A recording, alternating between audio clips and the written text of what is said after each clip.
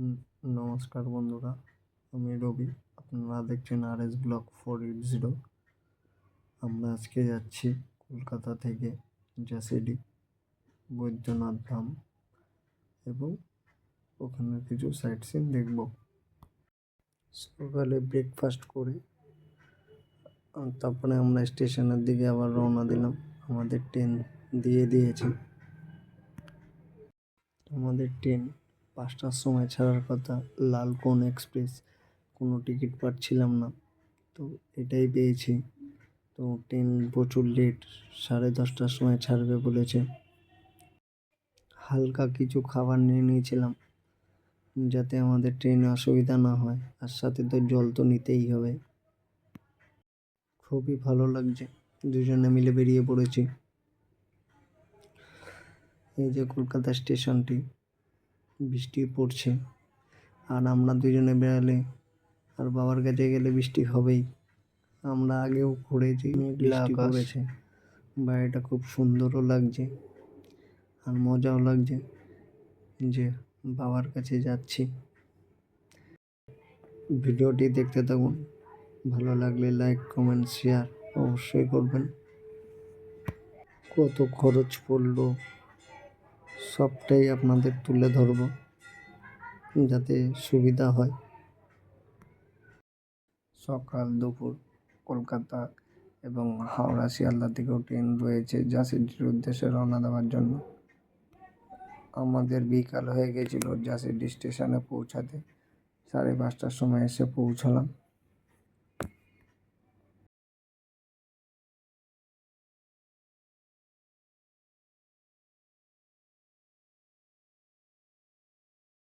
কারণ ট্রেন আর একটু লেটও করেছিল আমাদের ছাড়ার পরেও।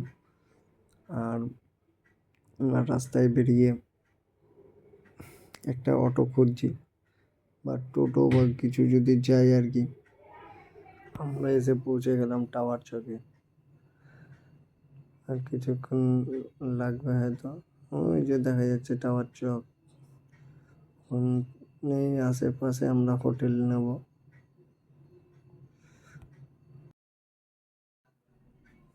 দু তিনটে হোটেল করলাম, তো পছন্দ হচ্ছিল না। তাও একটা হোটেল দেখলাম, 700 টাকা বললো। তাও কোনো রকমে থাকার জন্য তো করতেই হবে, তো নিলাম।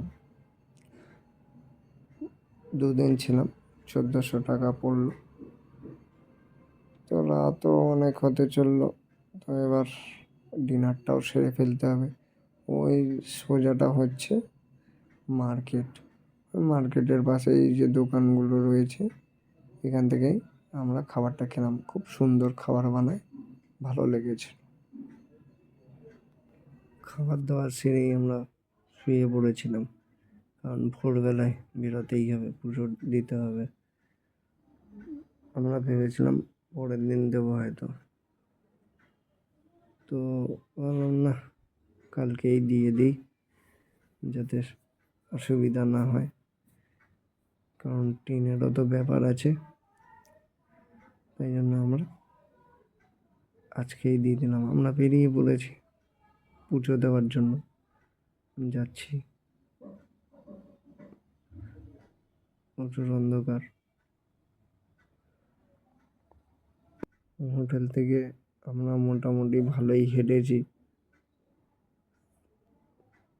জুতোটা খুলে ডালা নিয়ে আমরা মন্দিরের উদ্দেশ্যে রওনা দিয়েছি। ভিড় দেখতেই পাচ্ছ, প্রচণ্ড ভিড়। বৈদ্যনাথ ধাম বাবা ধাম নামে পরিচিত এবং ভারতের ঝাড়খণ্ড রাজ্যের দেওঘর জেলায় অবস্থিত। এটি ভগবান শিবের 12টি জ্যোতির্লিঙ্গের মধ্যে অন্যতম একটি পবিত্র স্থান। আমি তো ভাবলাম শ্রাবণ মাসে প্রচুর ভিড় হয়, তারপরে যা দেখছি ভিড় তো আর শেষ হয় না। যাচ্ছি তো যাচ্ছি, যাচ্ছি তো যাচ্ছি। এইটা পার করলাম, তারপরে তো আবার আরেকটা ধাপ পার করলাম, তারপরে নিচে পৌঁছলাম, আবার আরেকটা ধাপ পার করলাম, তারপরে পেলাম বাবার দর্শন।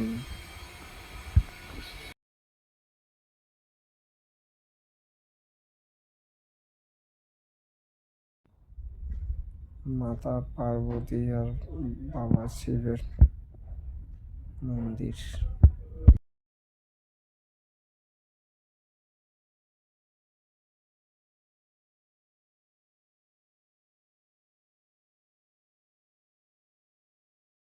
পুজো আমাদের কমপ্লিট হয়ে গেছে, এবার খাওয়া দাওয়া করব, তারপরে আমরা বেরিয়ে পড়লাম ঘুরতে। আমরা প্রথমে গেলাম রামকৃষ্ণ বিদ্যাপীঠটা দেখলাম, ফটো তোলাও নিষেধ আছে, তাই জন্য আমরা আর ফটো তুলতে পারিনি। খুবই ভালো, এটা আমরা চলে আসলাম মা দুর্গা মাতা মন্দির। আমরা এখন মন্দিরটিতে প্রবেশ করলাম, মন্দিরটি বন্ধ হয়ে গেছিলো, তাও আমরা ঢুকলাম, কিন্তু নমস্কার করে বেরিয়ে চলে আসলাম। তারপরে এই আশ্রমটিতে গেলাম, তো এখানেও ফটো তোলা নিষেধ ছিল। তারপরে একটু ঘুরলাম, ঘুরে বেরিয়ে পড়লাম। তারপরে আমরা চলে আসলাম নৌলক্ষ্যা মন্দিরে। এটা সাইট সিন পুরো ঘুরে দেখলাম, ভালো লাগলো, মন্দিরটা খুব সুন্দর। অনেকক্ষণ টাইমটা স্পেন্ড করলাম, তারপরে আবার বেরিয়ে পড়লাম।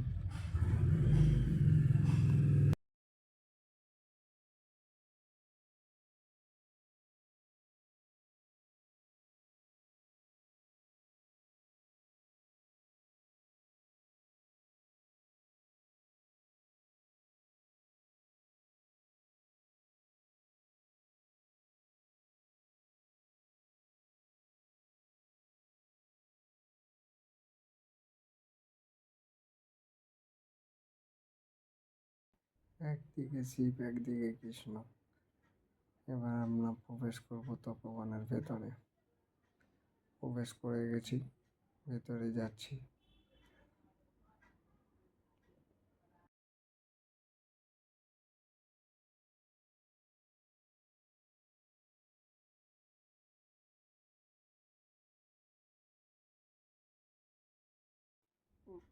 আমি একটু পেছনেই ছিলাম, কারণ ভিডিও বানাচ্ছিলাম। ভাই আমার একটু আগে চলে গেছে, এই যে ভাই আমার।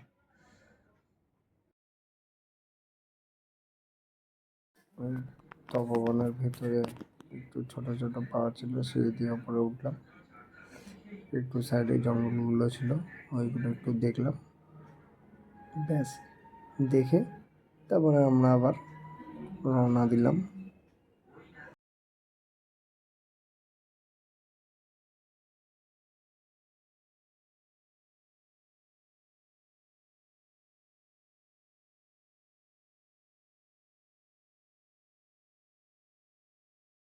টিকুর পাহাড়টা একটু রোপওয়েটা চলছে না, তাই জন্য লোকালের সাইড সিনটা একটু ঘুরে নিলাম। আমরা চলে আসলাম বদ্রীনাথ মন্দিরটা, ওখানে ঠাকুর দর্শন করলাম। ঠাকুর দর্শন করার পর তারপরে আমরা আবার বেরিয়ে পড়লাম।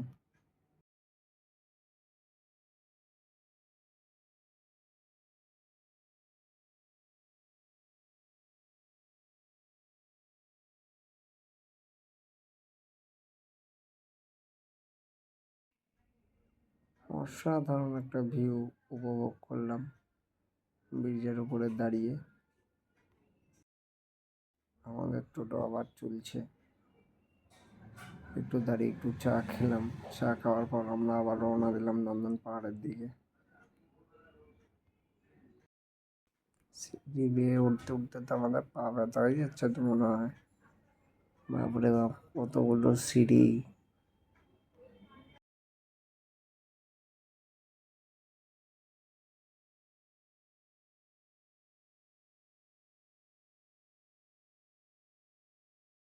এই যে সাইডে আছে টিকিট কাউন্টার, টিকিট কাউন্টারে ভাই গিয়ে আমার টিকিট কাটছে। টিকিট কাটা হয়ে গেলে আমরা প্রবেশ করব ভেতরের দিকে, নন্দন পাহাড়।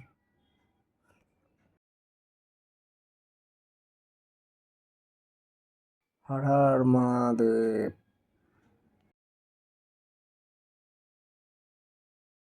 অসাধারণ ভিউ, অসাধারণ! এত সুন্দর ভিউ যে বলে বোঝাতে পারবো না, মনটা পুরো জড়িয়ে গেল। খোলা আকাশ, মেঘলা ওয়েদার, হালকা রোদও ছিল।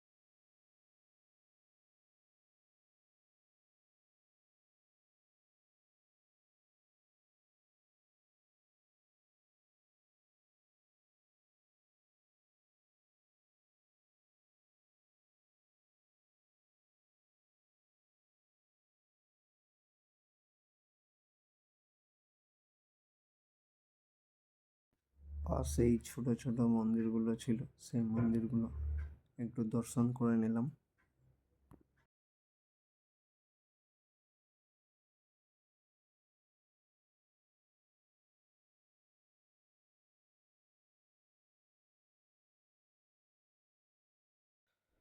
আমাদের টোটোর গন্তব্য ওইটুখানি ছিল, তো এবার আমাদেরকে নামিয়ে দিয়েছে।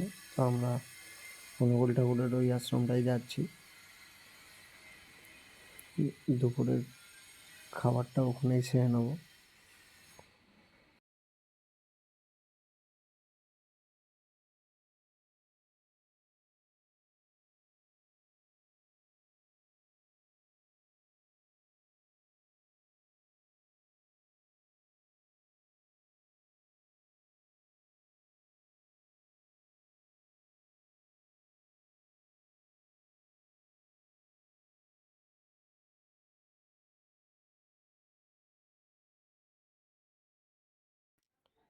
পৌঁছে গেলাম ওখানে যেখানে খাবার বিতরণ হচ্ছে, তো সেখানের দিকে এগোচ্ছি। জুতোটা খুলে রাখবো, তো ওটাই দেখছি কোথায় রাখা যায়।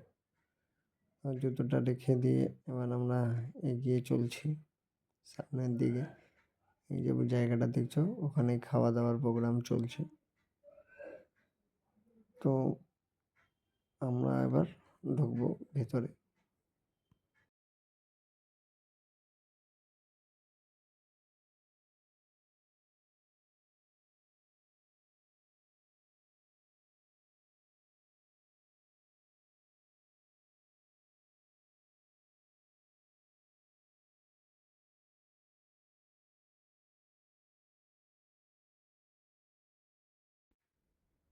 দেখো সবাই লাইন দিয়ে বসছে, বিশাল বড় জায়গা,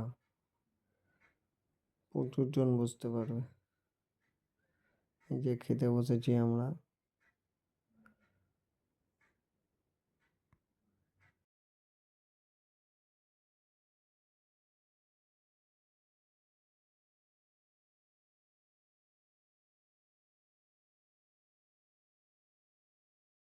খাওয়া দাওয়া করে আশেপাশটা ঘুরে দেখলাম,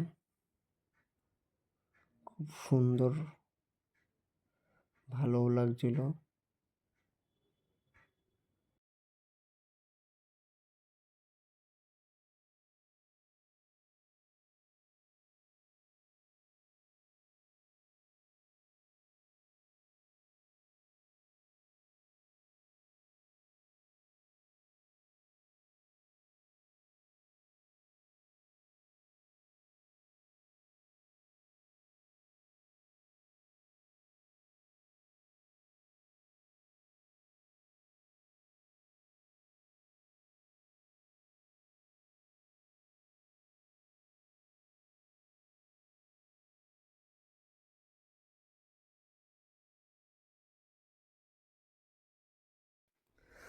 ঘুরে আমরা চলে এসেছি আমরা হোটেলে গেছিলাম, হোটেল থেকে বেরিয়ে তারপরে আবার রাতের খাবারটা সেরে নেবো। ওই নীলকমল দেখছো, ওই নীলকমল থেকে কালকে আমরা খেয়েছিলাম, আর আজকে খাবো আমরা কামধেনু থেকে। নীলকমলের খাবারটা খুবই সুন্দর ছিল।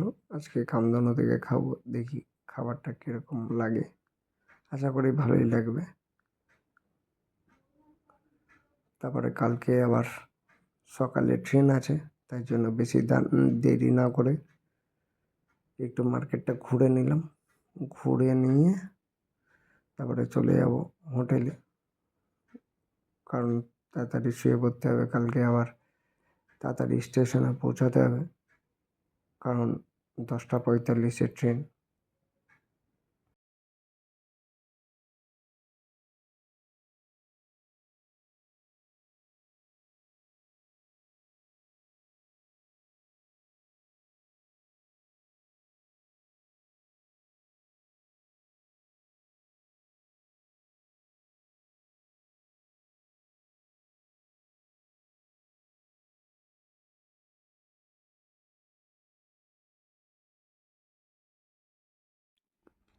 অনেক দিন ধরে ইচ্ছে ছিল বন্দে ভারতে চড়ব, তাই আজ সেই সফরটা কমপ্লিট করেই ফেললাম।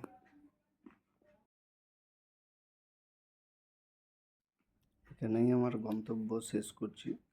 আগামী দিনে আরও নতুন নতুন ভিডিও আসতে চলেছে, তার জন্য আমার চ্যানেলটি ফলো করে রাখুন। লাইক, কমেন্ট, শেয়ার করতে ভুলবেন না। নমস্কার।